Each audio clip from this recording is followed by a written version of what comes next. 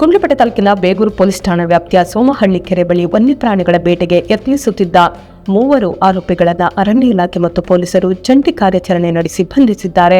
ಪರವಾನಗಿ ರಹಿತ ನಾಡ ಬಂದೂಕು, ಸ್ಫೋಟಕ ವಸ್ತುಗಳು ಸೇರಿದಂತೆ ಬೇಟೆಗೆ ಬಳಸುವ ಸಾಮಗ್ರಿಗಳನ್ನು ವಶಪಡಿಸಿಕೊಳ್ಳಲಾಗಿದೆ. ಮೇ 16ರಂದು ಗುಂಡ್ಲುಪೇಟೆ ಬಫರ್ ಝೋನ್ ವಲಯ ಅರಣ್ಯಾಧಿಕಾರಿ ಶಿವಕುಮಾರ್ ಆರ್ ಅವರ ಸಿಬ್ಬಂದಿಯೊಂದಿಗೆ ಗಸ್ತು ತಿರುಗುತ್ತಿದ್ದ ವೇಳೆ ಸೋಮಹಳ್ಳಿ ಕೆರೆ ಬಳಿ ಅನುಮಾನಾಸ್ಪದವಾಗಿ ತಿರುಗಾಡುತ್ತಿದ್ದವರನ್ನ ಪರಿಶೀಲಿಸಿದಾಗ ಪ್ರಕರಣ ಬೆಳಕಿಗೆ ಬಂದಿದೆ. ಕಾನೂನು ಬಾಹಿರವಾಗಿ ವನ್ಯಪ್ರಾಣಿ ಬೇಟೆಗೆ ಬಂದಿದ್ದ ಸಂತೋಷ್ ಕುಮಾರ್, ಕೃಷ್ಣ ಮತ್ತು ಗೋಪಾಲ್ ಶೆಟ್ಟಿ ಎಂಬುವರನ್ನ ವಶಕ್ಕೆ ಪಡೆಯಲಾಗಿದೆ. ಆರೋಪಿಗಳಿಂದ 1 ನಾಡ ಬಂದೂಕು, ಗನ್ ಪೌಡರ್, 255 ಸಣ್ಣ ಬೇರಿಂಗ್ ಗುಂಡುಗಳು ಹಾಗೂ ಬೇಟೆಗೆ ಬಳಸುವ ಇತರೆ ವಸ್ತುಗಳನ್ನು ವಶಪಡಿಸಿಕೊಳ್ಳಲಾಗಿದೆ. ನಂತರ ಆರೋಪಿಗಳು ಮತ್ತು ವಶಪಡಿಸಿಕೊಂಡ ವಸ್ತುಗಳನ್ನು ಮುಂದಿನ ಕ್ರಮಕ್ಕಾಗಿ ಬೇಗೂರು ಪೊಲೀಸ್ ಠಾಣೆಗೆ ಒಪ್ಪಿಸಲಾಗಿದೆ. ಈ ಕುರಿತು ಬೇಗೂರು ಪಿಎಸ್ಐ ನವೀನ್ HK ಅವರು ಪ್ರಕರಣ ದಾಖಲಿಸಿ ಆರೋಪಿಗಳನ್ನು ನ್ಯಾಯಾಂಗ ಬಂಧನಕ್ಕೆ ಒಪ್ಪಿಸಿದ್ದು, ಕಾರ್ಯಾಚರಣೆಯಲ್ಲಿ ತೊಡಗಿದ ಸಿಬ್ಬಂದಿಯನ್ನ ಶ್ಲಾಘಿಸಿರುವ ಜಿಲ್ಲಾ ಪೊಲೀಸ್ ಅಧೀಕ್ಷಕರಾದ ಮುತ್ತುರಾಜ್ ಎಂರವರು ಮುಂದಿನ ದಿನಗಳಲ್ಲಿ ವನ್ಯಜೀವಿ ಸಂರಕ್ಷಣೆಗೆ ಸಂಬಂಧಿಸಿದಂತೆ ಇನ್ನಷ್ಟು ಕಟ್ಟುನಿಟ್ಟಿನ ಕ್ರಮ ಕೈಗೊಂಡು ಅಕ್ರಮ ಚಟುವಟಿಕೆಗಳನ್ನು ನಿಗ್ರಹಿಸುವಂತೆ ಸೂಚಿಸಿದ್ದಾರೆ. ವಿವಿಧ ಬೇಡಿಕೆಗಳ ಈಡೇರಿಕೆಗಾಗಿ ಆಗ್ರಹಿಸಿ ರಾಜ್ಯ ಸರ್ಕಾರಿ ನೌಕರರು ಮೇ 20ರಿಂದ ಅನಿರ್ದಿಷ್ಟಾವಧಿ ಮುಷ್ಕರಕ್ಕೆ ಕರೆ ನೀಡಿದ್ದಾರೆ. ಸಾರಿಗೆ ನೌಕರರ ವಿವಿಧ ಒಕ್ಕೂಟಗಳು ಜಂಟಿಯಾಗಿ ಪ್ರತಿಭಟನೆ ಹಾಗೂ ಮುಷ್ಕರ ನಡೆಸಲು ತೀರ್ಮಾನಿಸಿದ್ದು, ಮುಷ್ಕರ ನಡೆದರೆ ಸರ್ಕಾರಿ ಬಸ್ ಸಂಚಾರದಲ್ಲಿ ವ್ಯತ್ಯಯ ಉಂಟಾಗುವ ಸಾಧ್ಯತೆ ಇದೆ. ಇದರ ಮಧ್ಯೆ ಕೆಎಸ್ಆರ್ಟಿಸಿ ವ್ಯವಸ್ಥಾಪಕ ನಿರ್ದೇಶಕರಾದ ಅಕ್ರಮ್ ಪಾಷಾ ಮುಷ್ಕರದಲ್ಲಿ ಭಾಗವಹಿಸುವ ನೌಕರರ ವಿರುದ್ಧ ಕಠಿಣ ಕ್ರಮ ಕೈಗೊಳ್ಳುವುದಾಗಿ ಎಚ್ಚರಿಕೆ ನೀಡಿದ್ದಾರೆ. ಮುಷ್ಕರದ ದಿನ ಕರ್ತವ್ಯಕ್ಕೆ ಗೈರು ಹಾಜರಾಗುವ ನೌಕರರಿಗೆ ನೋ ವರ್ಕ್ ನೋ ಪೇ ನಿಯಮ ಜಾರಿಯಾಗಲಿದೆ. ಅಂದರೆ ಆ ದಿನದ ವೇತನ ನೀಡುವುದಿಲ್ಲ ಎಂದು ತಿಳಿಸಿದ್ದಾರೆ. ಸಾರ್ವಜನಿಕ ಸಾರಿಗೆಗೆ ಅಡ್ಡಿಪಡಿಸುವುದು ಅಥವಾ ನಿಯಮ ಉಲ್ಲಂಘಿಸಿ ಮುಷ್ಕರದಲ್ಲಿ ಭಾಗವಹಿಸುವ ನೌಕರರ ವಿರುದ್ಧ ಇಲಾಖಾ ಶಿಸ್ತು ಕ್ರಮ ಕೈಗೊಳ್ಳಲಾಗುವುದು ಎಂದು ಹೇಳಿದ್ದಾರೆ. ಇದಲ್ಲದೆ ಮುಷ್ಕರದ ಅವಧಿಯಲ್ಲಿ ಯಾವುದೇ ಮುಂಗಡ ರಜೆ ಮಂಜೂರು ಮಾಡಬಾರದು ಹಾಗೂ ಈಗಾಗಲೇ ನೀಡಿರುವ ರಜೆಗಳನ್ನು ತುರ್ತು ಪರಿಸ್ಥಿತಿಗಳನ್ನು ಹೊರತುಪಡಿಸಿ ರದ್ದುಪಡಿಸುವಂತೆ ಅಧಿಕಾರಿಗಳಿಗೆ ಸೂಚನೆ ನೀಡಲಾಗಿದೆ. ನಿಮ್ಮ ಕಣ್ಣಿನ ಆರೋಗ್ಯಕ್ಕಾಗಿ ಸಿಹಿ ಸುದ್ದಿ. ಬೆಂಗಳೂರು ಮತ್ತು ಶಿವಮೊಗ್ಗದ ಪ್ರಸಿದ್ಧ ಶಂಕರ್ ಕಣ್ಣಿನ ಆಸ್ಪತ್ರೆಯ ಶಾಖೆ ಶಂಕರ ದೃಷ್ಟಿ ಕೇಂದ್ರ ಈಗ ನಿಮ್ಮ ಗುಂಡ್ಲುಪೇಟೆಯಲ್ಲಿ. ಇಲ್ಲಿ ಕೇವಲ 70 ರೂಪಾಯಿಗೆ ಸಂಪೂರ್ಣ ಕಣ್ಣಿನ ತಪಾಸಣೆ, ಮಧುಮೇಹ, ಗ್ಲಾಕೋಮಾ ಕಣ್ಣಿನ ಪೊರೆ ಪರೀಕ್ಷೆ, ಮಕ್ಕಳಿಗೆ ವಿಶೇಷ ತಪಾಸಣೆ ಜೊತೆಗೆ ವಿಡಿಯೋ ಕಾನ್ಫರೆನ್ಸ್ ಮೂಲಕ ತಜ್ಞರ ಸಲಹೆ ಹಾಗೂ ಕಡಿಮೆ ಬೆಲೆಯಲ್ಲಿ ಕನ್ನಡಕಗಳು ಲಭ್ಯ. ಸೋಮವಾರದಿಂದ ಶನಿವಾರ ಬೆಳಗ್ಗೆ 10ರಿಂದ ಸಂಜೆ 7 ಗಂಟೆಯವರೆಗೆ. ಪ್ರತಿ ಬುಧವಾರ ಕಣ್ಣಿನ ಪೊರೆ ಶಸ್ತ್ರಚಿಕಿತ್ಸೆ ನಡೆಸಲಾಗುತ್ತದೆ. ಸ್ಥಳ Siddu complex, KSRTC bus stand ಎದುರು, ಗುಂಡ್ಲುಪೇಟೆ. ಕರೆ ಮಾಡಿ 9148141427. ಶಂಕರ ದೃಷ್ಟಿ ಕೇಂದ್ರ ಈಗ ನಿಮ್ಮ ಸೇವೆಗೆ ಗುಂಡ್ಲುಪೇಟೆಯಲ್ಲಿ. ಗುಂಡ್ಲುಪೇಟೆ ತಾಲೂಕಿನ ಕಲಿಗೌಡನಹಳ್ಳಿ ಗ್ರಾಮದಲ್ಲಿ ಭಾನುವಾರ ಡಾಕ್ಟರ್ BR ಅಂಬೇಡ್ಕರ್ ಪ್ರತಿಮೆ ಅನಾವರಣ ಹಾಗೂ ದೀಪೋತ್ಸವ ಕಾರ್ಯಕ್ರಮವನ್ನು ಸಂಭ್ರಮದಿಂದ ಆಚರಿಸಲಾಯಿತು. ಕಾರ್ಯಕ್ರಮದಲ್ಲಿ ಸಮಾಜ ಕಲ್ಯಾಣ ಇಲಾಖಾ ಸಚಿವ ಡಾಕ್ಟರ್ HC ಮಹದೇವಪ್ಪ ಅವರ ಆಪ್ತ ಸಹಾಯಕ ಸ್ನೇಹಜೀವಿ ಒರ್ಯಾಲ ಗೋಪಾಲ್ ಅಂಬೇಡ್ಕರ್ ಪ್ರತಿಮೆಯನ್ನು ಅನಾವರಣಗೊಳಿಸಿದರು. ಬಳಿಕ ಮಾತನಾಡಿದ ಅವರು, ಡಾಕ್ಟರ್ BR ಅಂಬೇಡ್ಕರ್ ಅವರು ದೇಶದ ಸಂವಿಧಾನ ಶಿಲ್ಪಿಯಾಗಿದ್ದು ಸಮಾನತೆ ಹಾಗೂ ಸಾಮಾಜಿಕ ನ್ಯಾಯಕ್ಕಾಗಿ ತಮ್ಮ ಜೀವನವನ್ನೇ ಸಮರ್ಪಿಸಿದ್ದಾರೆ. ಅವರ ಆದರ್ಶಗಳನ್ನು ಯುವಕರು ಜೀವನದಲ್ಲಿ ಅಳವಡಿಸಿಕೊಳ್ಳಬೇಕು ಎಂದರು. ಯುವ ವಿಜ್ಞಾನಿ ಡಾಕ್ಟರ್ ನವೀನ್ ಮೌರ್ಯ ಸೇರಿದಂತೆ ಹಲವು ಗಣ್ಯರು ಕಾರ್ಯಕ್ರಮದಲ್ಲಿ ಭಾಗವಹಿಸಿದ್ದರು. ಗ್ರಾಮದ ರಾಜು ರಂಗಸ್ವಾಮಿ ಹಾಗೂ ಮುಖಂಡರು ಕಾರ್ಯಕ್ರಮದ ಆತಿಥ್ಯ ವಹಿಸಿದ್ದರು.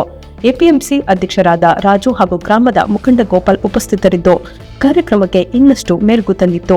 ಈ ಸಂದರ್ಭದಲ್ಲಿ ಸಾಂಸ್ಕೃತಿಕ ಕಾರ್ಯಕ್ರಮಗಳು, ಮೆರವಣಿಗೆ ಹಾಗೂ ಭೀಮಗೀತೆಗಳೊಂದಿಗೆ ಗ್ರಾಮದಲ್ಲಿ ಅಂಬೇಡ್ಕರ್ ಹಬ್ಬದ ವಾತಾವರಣ ನಿರ್ಮಾಣವಾಗಿತ್ತು. ಎಲ್ಲ ಶುಭ ಸಮಾರಂಭಗಳಿಗೆ ಶುದ್ಧ ಹಾಗೂ ಸುರಕ್ಷಿತ ಬಿಸ್ಲರಿ ಕುಡಿಯುವ ನೀರು ರಿಯಾಯಿತಿ ದರದಲ್ಲಿ ಲಭ್ಯ. ಹಿಂದೆ ಸಂಪರ್ಕಿಸಿ. ಗುಂಡ್ಲುಪೇಟೆ ಪಟ್ಟಣದ ಡಿ ದೇವರಾಜು ಅರಸು ಕ್ರೀಡಾಂಗಣದಲ್ಲಿ ಗುಂಡ್ಲುಪೇಟೆ ಪಟ್ಟಣ ಪೊಲೀಸ್ ಠಾಣಾ ವತಿಯಿಂದ ಸರ್ಕಲ್ ಇನ್ಸ್ಪೆಕ್ಟರ್ ಜಯಕುಮಾರ್ ರವರ ನೇತೃತ್ವದಲ್ಲಿ ಲಾಕ್ಡ್ ಹೌಸ್ ಬೀಟ್ ಸಿಸ್ಟಮ್ ಯೋಜನೆ ಕುರಿತು ಸಾರ್ವಜನಿಕರಿಗೆ ಅರಿವು ಮೂಡಿಸಲಾಯಿತು. ಮನೆಗಳಿಗೆ ಬೀಗ ಹಾಕಿ ಹೊರಗಡೆ ತೆರಳುವ ಸಂದರ್ಭಗಳಲ್ಲಿ ನಡೆಯುವ ಕಳ್ಳತನಗಳನ್ನು ತಡೆಯುವ ಉದ್ದೇಶದಿಂದ ಚಾಮರಾಜನಗರ ಜಿಲ್ಲಾ ಪೊಲೀಸ್ ಇಲಾಖೆ ಈ ಯೋಜನೆಯನ್ನು ಜಾರಿಗೆ ತಂದಿದೆ. ಈ ಕುರಿತು ಸಾರ್ವಜನಿಕರಿಗೆ ಭಿತ್ತಿಪತ್ರಗಳನ್ನು ಹಂಚಿ ಮಾಹಿತಿ ನೀಡಲಾಯಿತು. ಮನೆಗೆ ಬೀಗ ಹಾಕಿ ಕೆಲವು ದಿನಗಳ ಕಾಲ ಊರಿಗೆ ಅಥವಾ ಪ್ರವಾಸಕ್ಕೆ ತೆರಳುವವರು ತಮ್ಮ ಮನೆಯ ಸುರಕ್ಷತೆಗಾಗಿ ಹತ್ತಿರದ ಪೊಲೀಸ್ ಠಾಣೆಗೆ ಮಾಹಿತಿ ನೀಡಬಹುದು ಎಂದು ಅಧಿಕಾರಿಗಳು ತಿಳಿಸಿದ್ದಾರೆ. ಅಥವಾ 8277957420 ವಾಟ್ಸ್ಆಪ್ಗೆ ಮನೆಯ ಮುಂದೆ ತೆಗೆದ ಸೆಲ್ಫಿ ಫೋಟೋ ಹಾಗೂ ಲೈವ್ ಲೊಕೇಶನ್ ಕಳುಹಿಸಿ ನೋಂದಣಿ ಮಾಡಿಸಬಹುದಾಗಿದೆ. ಈ ಸಂದರ್ಭದಲ್ಲಿ ಸಾರ್ವಜನಿಕರು ಪೊಲೀಸ್ ಇಲಾಖೆಯೊಂದಿಗೆ ಸಹಕರಿಸಬೇಕು ಎಂದು ಅಧಿಕಾರಿಗಳು ಮನವಿ ಮಾಡಿದ್ದಾರೆ. ಗುಂಡ್ಲುಪೇಟೆ ತಾಲೂಕಿನಲ್ಲಿ ಜೂಜಾಟ ಮತ್ತು ಅಕ್ರಮ ಲಾಟರಿ ಮಾರಾಟದಲ್ಲಿ ತೊಡಗಿದ್ದವರ ವಿರುದ್ಧ ಪೊಲೀಸರು ಪ್ರತ್ಯೇಕ ಕಾರ್ಯಾಚರಣೆ ನಡೆಸಿ ಒಟ್ಟು 5 ಮಂದಿಯನ್ನು ಬಂಧಿಸಿದ್ದಾರೆ. ನಗದು ಹಾಗೂ ಲಾಟರಿ ಟಿಕೆಟ್ಗಳನ್ನು ವಶಪಡಿಸಿಕೊಳ್ಳಲಾಗಿದೆ. ಪ್ರಕರಣ ಒಂದರಲ್ಲಿ ತರ್ನಾಂಬಿ ಪಿಎಸ್ಐ ಮಹೇಶ್ ಕೆಎಂ ಅವರಿಗೆ ಬಂದ ಖಚಿತ ಮಾಹಿತಿ ಮೇರೆಗೆ ಕೊಡ್ಸೋಗಿ ಗ್ರಾಮದ ಸಾರ್ವಜನಿಕ ಸ್ಥಳದಲ್ಲಿ ನಡೆಯುತ್ತಿದ್ದ ಅಂದರ್ ಬಾಹರ್ ಇಸ್ಪಿಟ್ ಜೂಜಾಟದ ಅಡ್ಡೆ ಮೇಲೆ ಸಿಬ್ಬಂದಿ ದಾಳಿ ನಡೆಸಿದ್ದರು. ಈ ವೇಳೆ ಸಂತೋಷ್ ಸೇರಿದಂತೆ 4 ಆರೋಪಿಗಳನ್ನ ವಶಕ್ಕೆ ಪಡೆದ ಪೊಲೀಸರು ಜೂಜಾಟಕ್ಕೆ ಪಣವಾಗಿ ಇಡಲಾಗಿದ್ದ ರು 4,400 ನಗದನ್ನ ಜಪ್ತಿ ಮಾಡಿದ್ದಾರೆ. ಗುಂಡ್ಲುಪೇಟೆ ಪೊಲೀಸ್ ಠಾಣೆಯ ಎಎಸ್ಐ ನರೇಶ್ ಕುಮಾರ್ ಅವರಿಗೆ ದೊರೆತ ಮಾಹಿತಿ ಆಧರಿಸಿ ಪಟ್ಟಣದ ಐತಳ್ ಶಾಪ್ ಬಳಿ ದಾಳಿ ನಡೆಸಲಾಗಿದೆ. ಅಕ್ರಮವಾಗಿ ಕೇರಳ ರಾಜ್ಯದ ಲಾಟರಿ ಟಿಕೆಟ್ಗಳನ್ನು ಮಾರಾಟ ಮಾಡುತ್ತಿದ್ದ 15ನೇ ವಾರ್ಡ್ನ ನಿವಾಸಿ ಗೋವಿಂದ ನಾಯ್ಕ ಎಂಬಾತನನ್ನ ಬಂಧಿಸಲಾಗಿದೆ. ಆತನಿಂದ 217 ಲಾಟರಿ ಟಿಕೆಟ್ಗಳು ಹಾಗೂ ರು 200 ನಗದನ್ನು ವಶಪಡಿಸಿಕೊಳ್ಳಲಾಗಿದ್ದು, ಟಿಕೆಟ್ಗಳ ಒಟ್ಟು ಮೌಲ್ಯ 10,850 ಎಂದು ಅಂದಾಜಿಸಲಾಗಿದೆ. ಈ ಪ್ರಕರಣಗಳಿಗೆ ಸಂಬಂಧಿಸಿದಂತೆ ಗುಂಡ್ಲುಪೇಟೆ ಠಾಣೆಯಲ್ಲಿ ಪ್ರಕರಣ ದಾಖಲಾಗಿದ್ದು, ತನಿಖೆ ಮುಂದುವರೆದಿದೆ. ಗುಂಡ್ಲುಪೇಟೆ ತಾಲೂಕಿನ ಭೀಮನ್ಬೀಡು ಗ್ರಾಮ ವ್ಯಾಪ್ತಿಯಲ್ಲಿ ಸುರಿಯುತ್ತಿರುವ ಅಕಾಲಿಕ ಮಳೆಯಿಂದಾಗಿ ಈರುಳ್ಳಿ, ಬೆಳ್ಳುಳ್ಳಿ ಹಾಗೂ ಅರಿಶಿನ ಬೆಳೆಗಳು ನಾಶವಾಗಿ ರೈತರು ತೀವ್ರ ಸಂಕಷ್ಟಕ್ಕೆ ಸಿಲುಕಿದ್ದಾರೆ.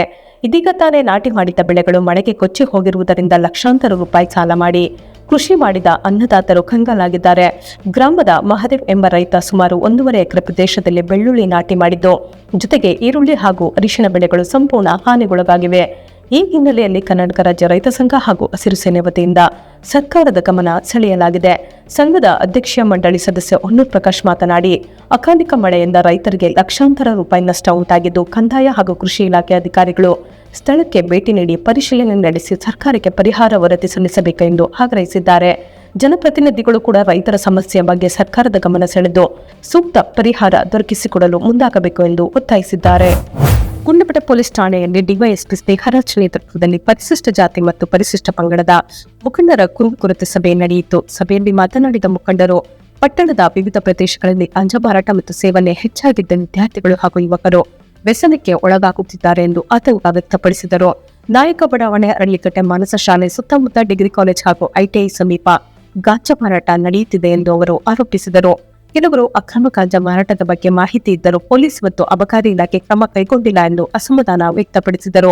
ಗಾಂಜಾ ಮಾರಾಟಗಾರರ ವಿರುದ್ಧ ಕಠಿಣ ಕ್ರಮ ಜರುಗಿಸಬೇಕು ಎಂದು ಅವರು ಒತ್ತಾಯಿಸಿದ್ದಾರೆ. ಸಭೆಯಲ್ಲಿ ಪ್ರತಿ ತಿಂಗಳ ಕೊನೆ ಭಾನುವಾರ ಎಸ್ಸಿ/ಎಸ್ಟಿ ಸಭೆ ನಡೆಸಬೇಕು.